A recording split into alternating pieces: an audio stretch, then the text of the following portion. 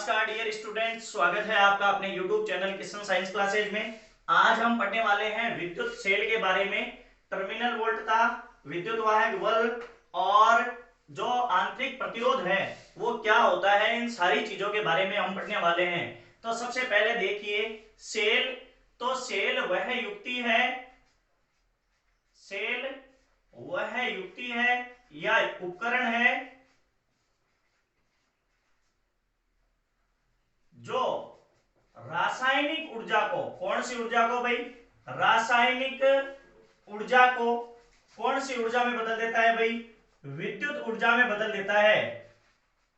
ऐसी युक्ति को हम क्या बोलते हैं, सेल बोलते हैं। अब बात करें सेल की क्रियाविधि, किसकी बात करेंगे भाई, सेल की क्रियाविधि। तो देखिए सेल किस तरीके से कार्य करता है। क्या सेल में कोई आवेश होते हैं, क्या सेल में कोई इलेक्ट्रॉन होते हैं, या सेल में न तो कोई आवेश होते और न ही कोई इलेक्ट्रॉन होते, और सेल केवल एक ऊर्जा देता है और वो ऊर्जा है वो विद्युत ऊर्जा के रूप में बदल जाती है। इस सब सारे प्रश्नों का हम उत्तर देखने वाले हैं। इन सारे प्रश्नों के बारे में हम सोचने विचारने वाले हैं और इन सेल के बारे में हम संपूर्णतया जानकारी लेने वाले हैं। तो देखिए कंटेनर है, मान लिया इस कंटेनर में यदि मैं तनु H2SO4, किसका विलयन भाई, तनु H2SO4 का विलयन भर देता हूं और एक तरफ में जिंक की रोड लगा लेता हूं और दूसरी तरफ है वो मैं कॉपर की रोड लगा लेता हूं, तो किस तरीके से ऊर्जा है वो जाएगी। और जैसे ही हम क्या करते हैं, देखो अब हम पढ़ते हैं सेल की क्रियाविधि के बारे में। तो H2SO4, इसमें H पॉजिटिव के दो आयन है और एक आयन है जो SO4-2 है, और ये जो है वो संयोजित है, आयनिक आबंध जुड़ा हुआ है H पॉजिटिव दो आयनों के द्वारा। और मैं आपको बता दूं कि यदि दो बॉन्ड बनाएगा SO4, एक H पॉजिटिव के साथ में और एक H पॉजिटिव के साथ में, तो इसका स्थायित्व कम होगा किसकी बजाय, जब किसी एक तत्व Zn+2 के साथ में SO4-2 जब आयनित होगा या संयोजित होगा, आयनिक आबंध बनाएगा, अर्थात ZnSO4 वो ज्यादा स्थायी होगा किससे, H2SO4 से। और ज्यादा स्थायी होगा तो जाहिर सी बात है इसको जो H2SO4 है यहां से ये बंध टूट जाएगा, H2 ये तो टूट जाएगा, H पॉजिटिव 2H+1, और ये टूट जाएगा SO4-2 में। अब देखिए ये कब टूटेगा या किस तरीके से ये जो है वो रासायनिक ऊर्जा देगा। तो जब तक इस सेल को आप किसी प्रतिरोध से नहीं जोड़ देते तब तक ये सेल है वो कार्य नहीं करेगा। तो मैं आपको बता दूं कि जैसे मान लो किसी बल्ब से मैंने इस सेल को जोड़ दिया तो बल्ब किस अवस्था में जलना प्रारंभ करेगा। तो ये H2SO4 है, ये H2SO4 जिंक की रोड से अभिक्रिया करेगा।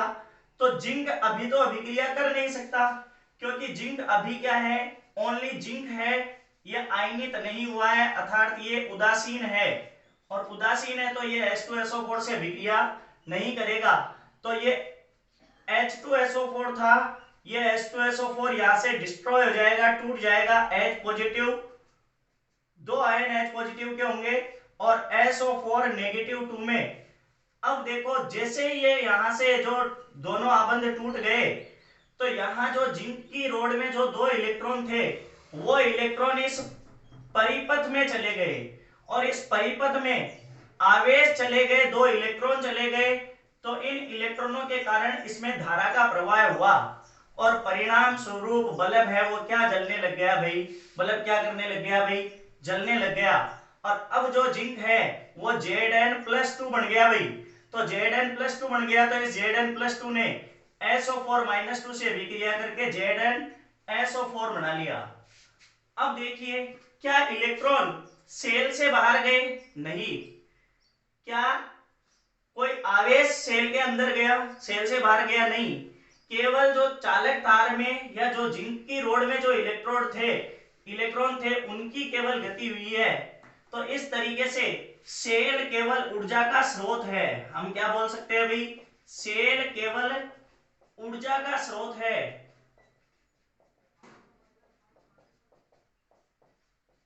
ये केवल ऊर्जा देता है और ये ऊर्जा ही किसमें चेंज होती है भाई, विद्युत धारा में चेंज होती है।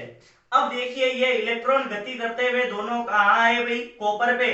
तो कॉपर पे आएंगे तो जाहिर सी बात है यहाँ दो इलेक्ट्रॉन है वो माइनस के रहेंगे भाई, एक माइनस का और एक माइनस का, दो माइनस के चार्ज आ गए। अब ये किससे जुड़ने का प्रयास करेंगे भाई, हाइड्रोजन के पास जाने का प्रयास करेंगे। लेकिन यहाँ जो H2SO4 आयन है और ZnSO4 आयन भी तो हो गया। अब ये दोनों आयन है वो इन इलेक्ट्रॉनों की गति का क्या करते हैं, विरोध करते हैं और ये एक अवरोध उत्पन्न होता है। और जिसके कारण फिर कैसे न जैसे ये H पॉजिटिव के पास में एक इलेक्ट्रॉन पहुंच जाता है और इस तरीके से बन जाती है हाइड्रोजन गैस।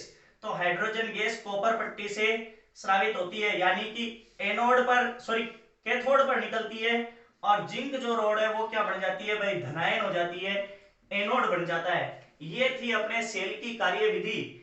और मैं आपको बता दूं कि यहाँ देखो इलेक्ट्रॉनों को यहाँ गति नहीं करने दे रहे ये आयन, यानी कि ये विद्युत अपघट्य पदार्थ है, वो आयनों के और इलेक्ट्रॉनों की गति में विरोध उत्पन्न कर रहे हैं, अवरोध उत्पन्न कर रहे हैं। और इसे ही क्या बोलते हैं, सेल का आंतरिक प्रतिरोध। तो आशा करूंगा सेल की क्रिया विधि अच्छी तरीके से समझ आ गई होगी। अब हम पढ़ते हैं सेल के विद्युत वाहक बल के बारे में।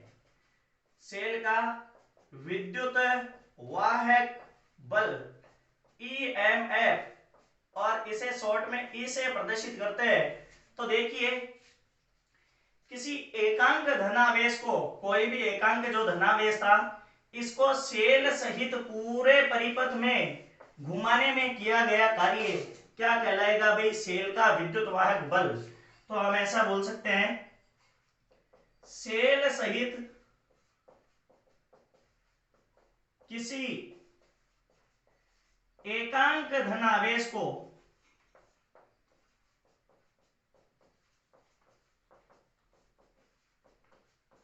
संपूर्ण परिपथ में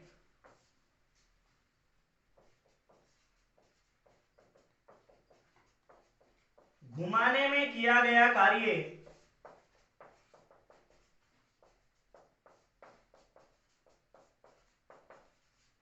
विद्युत वाहक बल कहलाता है।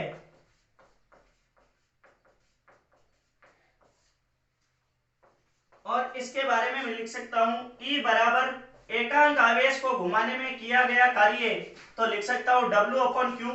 और W/Q एक प्रकार का क्या है भाई, विभवांतर है।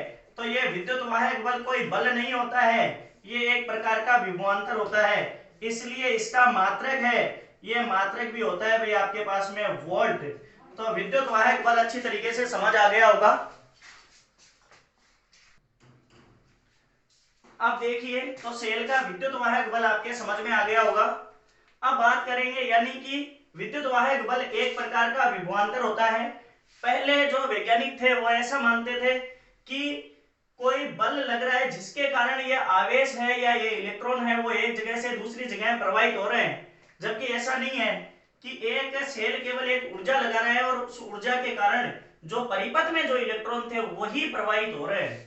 और इसलिए इसे क्या बोलेंगे, इसका जो मात्रक होगा वो क्या होगा भाई, वोल्ट होगा। अब हम बात करेंगे टर्मिनल वोल्टता के बारे में। टर्मिनल वोल्टता, तो यहां देखिए भाई टर्मिनल वोल्टता के बारे में समझने के लिए हम पहले सेल को वापस देखें। तो सेल में देखो दो परिपथ बन रहे हैं। एक तो कौन सा परिपथ बन रहा है भाई, बाह्य परिपथ। यदि मैं मान लूं बाहर की ओर एक जो प्रतिरोध जोड़ा गया, ये प्रतिरोध R जोड़ा गया, तो एक परिपथ तो यहां बन रहा है आपके पास में, कौन सा परिपथ भाई, बाह्य परिपथ। और दूसरा जो परिपथ बन रहा है वो आपके पास में सेल का, खुद सेल का क्या बन रहा है भाई, सेल का एक आंतरिक प्रतिरोध था जिसे स्मॉल r से व्यक्त यदि मैं करूं तो ये कौन सा प्रतिरोध हो गया भाई, आंतरिक प्रतिरोध हो गया। तो देखिए यहां तो क्या था भाई, सेल के संपूर्ण परिपथ में यानी सेल सहित पूरे परिपथ में घुमाने में किया गया कार्य क्या था भाई, विद्युत वाहक बल। लेकिन यदि केवल जब सेल किसी प्रतिरोध से नहीं जुड़ा हुआ हो और उस समय यदि सेल के सिरों पर जो विभवांतर है वो हम ज्ञात करें तो उसे क्या बोलेंगे, सेल की टर्मिनल वोल्टता। तो मैं लिख सकता हूं सेल के दोनों सिरों के मध्य उत्पन्न विभवांतर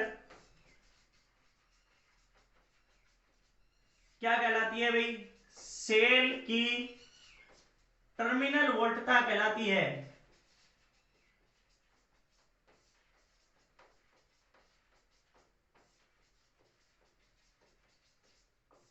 और इसे भी प्रदर्शित करते हैं तो इसे किससे प्रदर्शित करते हैं भाई, V से। और मैं लिख सकता हूं W/Q। ये केवल बाह्य परिपथ में जो आवेश प्रवाहित होगा उसका विभवांतर है।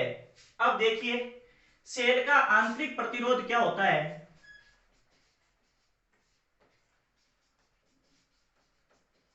तो देखो हमने देखा था कि जो कॉपर की छड़ है इस पर जो दो इलेक्ट्रॉन आए थे, ये इलेक्ट्रॉन हाइड्रोजन आयन तक गति करने में इन इलेक्ट्रॉनों के मध्य आयनों द्वारा विद्युत अपघट्य द्वारा बाधा उत्पन्न होती है, अवरोध उत्पन्न होती है। तो इसे क्या बोलते हैं, सेल का आंतरिक प्रतिरोध। तो हम कह सकते हैं सेल के विद्युत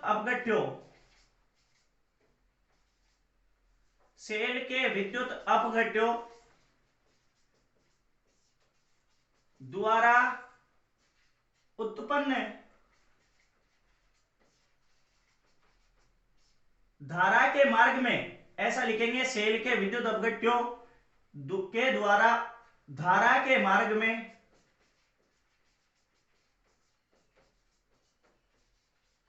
उत्पन्न अवरोध सेल का आंतरिक प्रतिरोध कहलाता है।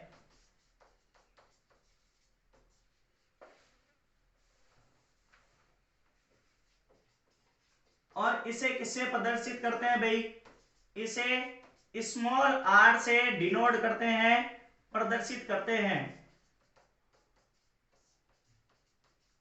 और इसका जो मात्रक होता है, ये मात्रक होता है भाई आपके पास में ओम, क्योंकि प्रतिरोध का मात्रक क्या होता है भाई, ओम होता है। अब देखिए हम समझने वाले हैं सेल के विद्युत वाहक बल, टर्मिनल वोल्टता और सेल का जो आंतरिक प्रतिरोध है, इन तीनों में क्या संबंध होता है और कब सेल का विद्युत वाहक बल और टर्मिनल वोल्टता बराबर होती है। तो हम लिख सकते हैं सेल के विद्युत वाहक बल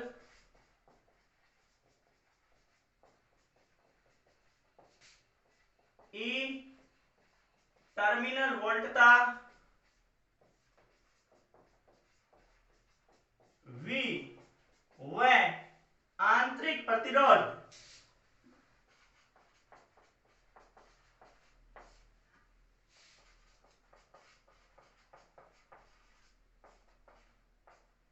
R में संबंध। तो देखिए किस तरीके का संबंध होगा इसमें और ये किस तरीके से कार्य करेगा। तो देखो सबसे पहली बात, सेल के संपूर्ण परिपथ में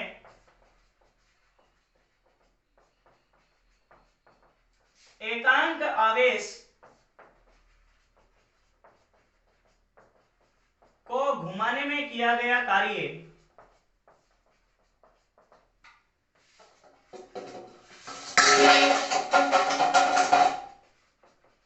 तो देखिए घुमाने में किया गया कार्य W बराबर मैं लिख सकता हूं W external plus W internal. क्योंकि हमने सेल के बारे में बात की थी तो सेल में दो प्रतिरोध, दो जो अपने पास में क्या थे भाई, परिपथ बने थे। एक तो सेल का कौन सा भाई, बाह्य परिपथ, इसमें घुमाने के लिए कार्य तो मैंने लिख दिया भाई, क्या लिखेंगे W एक्सटर्नल, और एक सेल के अंदर तो इसे लिख दिया मैंने W इंटरनल। और टोटल किया गया कार्य है वो कितना हो गया अपने पास में W।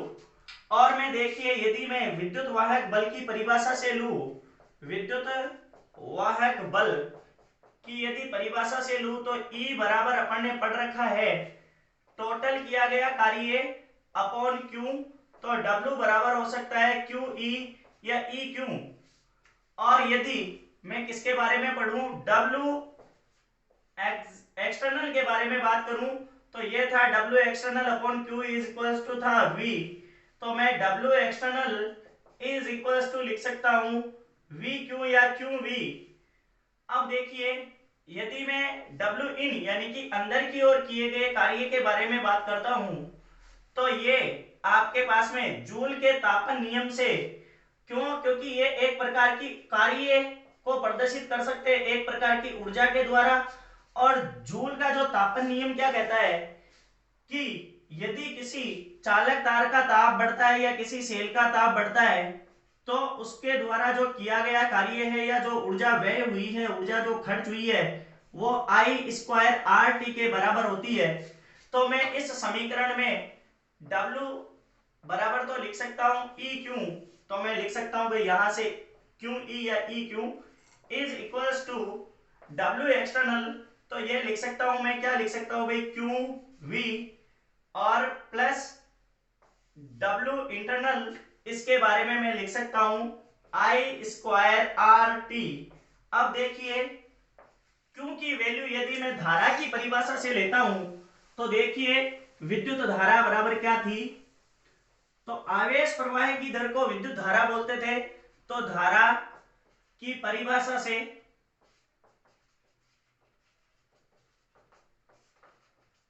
तो अपने पास में I बराबर था Q अपॉन T और Q बराबर में लिख सकता हूं IT। तो ये जो समीकरण है यहां देखो Q बराबर में IT लिख दूं तो यहां से लिख सकता हूं IT और इंटू में हो जाएगा भाई E और फिर इज इक्वल्स टू Q की जगह लिख दिया मैंने IT और यहां देखिए V, तो V आपके पास में V रहेगा प्लस और यहाँ I² RT है तो यहां हो जाएगा I² RT इंटरनल प्रतिरोध और इंटू T। मैं यहां से IT को कॉमन ले लेता हूं तो देखिए यहां से IT कॉमन आ गया तो V प्लस IR यहां से बच गया, IT से IT कैंसिल आउट हो जाएगा, E is equal to V plus IR हो जाएगा। जहां ये तो है सेल का विद्युत वाहक बल EMF, ये है सेल की टर्मिनल वोल्टता TV और ये है आपके पास में इंटरनल प्रतिरोध इंटू धारा। तो अब देखिए यहां से एक स्पेशल केस भी बनता है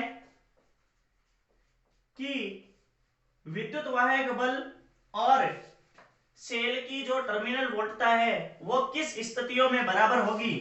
तो अपन लिख सकते हैं पहली बात तो ये, पहला केस तो ये बनता है कि जब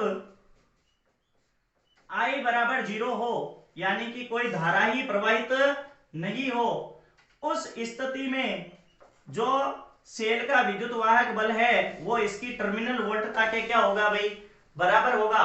और I है वो 0 कब होगी, तो देखो धारा कब प्रवाहित नहीं होगी भाई, तो जब कोई बाह्य प्रतिरोध नहीं जोड़ा हुआ होगा तब धारा प्रवाहित नहीं होगी। इसका मतलब हम यहां से विद्युत वाहक बल की एक परिभाषा और बना सकते हैं कि खुले परिपथ में सेल के बंद परिपथ में सेल के सिरों पर उत्पन्न विभवांतर विद्युत वाहक बल कहलाता है। और फिर V की परिभाषा क्या बन सकती है टर्मिनल वोल्टता की, कि खुले परिपथ में सेल के सिरों पर उत्पन्न विभवांतर क्या होता है भाई, सेल की टर्मिनल वोल्टता होती है। यदि बंद परिपथ में बात करें तो सेल के सिरों पर उत्पन्न विभवांतर होगा वो विद्युत वाहक बल होगा, और यदि खुले परिपथ की बात करें तो सेल के सिरों पर जो उत्पन्न विभवांतर होगा वो टर्मिनल वोल्टता होगी। अब देखो केस नंबर 2, जब R बराबर 0 हो, जब R बराबर 0 होगा तो भी जो E है वो बराबर हो जाएगी किसके भाई, V के, यानी कि विद्युत वाहक बल होगा टर्मिनल वोल्टता के। अब R बराबर 0, R का मतलब यदि आंतरिक प्रतिरोध 0 हो और यदि आंतरिक प्रतिरोध किसी सेल का यदि 0 होगा तो वह आदर्श सेल होगा। तो हम ऐसा भी बोल सकते हैं कि आदर्श सेल की टर्मिनल वोल्टता होती है